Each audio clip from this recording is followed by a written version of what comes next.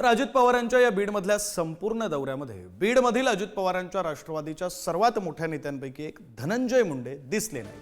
अजित पवारांच्या बीड दौऱ्यामध्ये धनंजय मुंडेंनी दांडी मारली। बीडमध्ये अजितदादांच्या आढावा बैठकीत मुंडे गैरहजर राहिले। आता धनंजय मुंडे काल त्यांच्या मुलीचा फॅशन शो बघण्यासाठी गेले होते। सोशल मीडियावर आता तो व्हिडिओ व्हायरल झालाय। आज सकाळपासून अजित पवार बीडमध्ये कार्यक्रम घेत असताना मात्र काल धनंजय मुंडे मुलींच्या फॅशन शो बघण्यासाठी गेले होते असं समोर आलं।